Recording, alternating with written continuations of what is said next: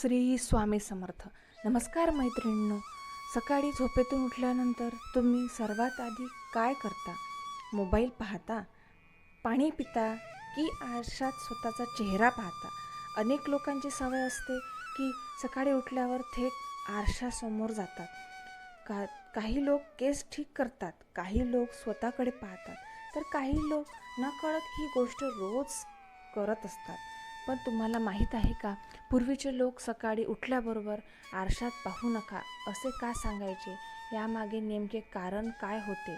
आणि आजही अनेक ज्येष्ठ लोक ही स्वतः गोष्ट का सांगतात? आजच्या हा व्हिडिओमध्ये आपण याच विषयाबद्दल सविस्तर जाणून घेणार आहोत. हा व्हिडिओ शेवटपर्यंत नक्की पहा, कारण शेवटी मी एक अशी गोष्ट सांगणार आहे जे की लोक पूर्णपणे दुर्लक्ष करतात. मैत्रिणींनो, आपल्याच दिवसाची सुरुवात ही कशी होते आजच्या आपल्या संपूर्ण दिवसावर परिणाम होत असतो. सकाळी काही मिनिटे खूप महत्त्वाचे असतात, कारण त्यावेळी आपले मन शांत असते. दिवसभराचा गोंधळ अजून सुरू झालेला असतो आणि मन हे पाहते, विचार करते आणि प्रभाव तुमच्या काही तासांवर पडू शकतो. पूर्वीच्या काळात लोक उठल्यानंतर लगेच देवाचे नामस्मरण करायचे, पृथ्वीला नमस्कार करायचे किंवा सकारात्मक विचार करायचे. यामागचा उद्देश एकच होता, दिवसाची सुरुवात सकारात्मक व्हावी. आता प्रश्न असा आहे की आरशात पाहण्यात काय चूक आहे का?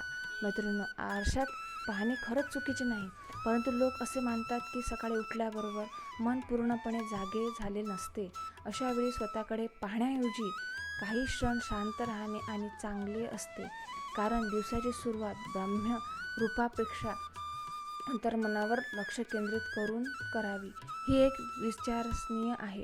आज अनेक लोक सकाळी उठतात, मोबाईल उघडतात, सोशल मीडिया पाहतात, मेसेज पाहतात. काही लोक स्वतःची तुलना इतरांशी करायला लागतात, काही लोक चिंता करायला लागतात. म्हणूनच सकाळी पहिली काही मिनिटे स्वतःसाठी ठेवण्याचा सल्ला दिला जातो. मैत्रिणींनो, एक लहान गोष्ट. एका गावात एक व्यक्ती राहत होता. त्याची सवय होती की रोज सकाळी उठताच आरशात पाहायचं आणि स्वतःमधील कमतरता शोधायचा. आज मी थकलो दिसतो, आज चेहरा चांगला दिसत नाही, आज मी आनंदी नाही, असे विचार तो रोज करायचा. हळूहळू त्याचा आत्मविश्वास कमी होऊ लागला. एके दिवस एक ज्ञानी व्यक्तीने त्याला सांगितले, आरशात चेहरा पाहण्यापूर्वी मन पाहायला शिका. त्या व्यक्तीला ते वाक्य समजलेच नाही.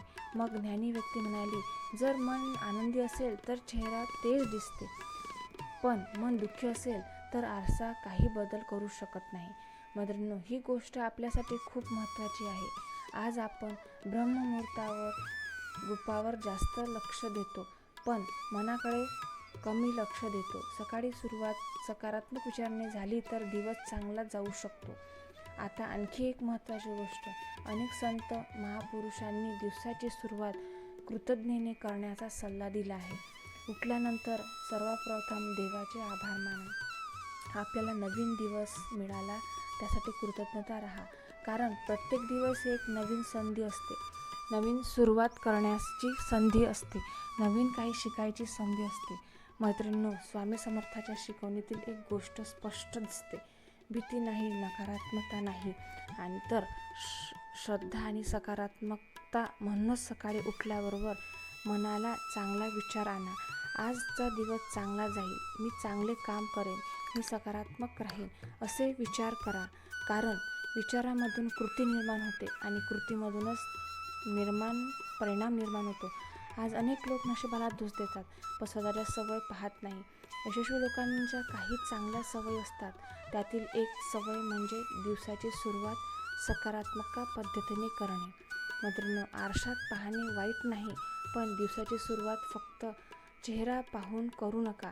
स्वतःच्या मनाला विचारा, मी आनंदी आहे का? मी योग्य दिशेने चालतो आहे का?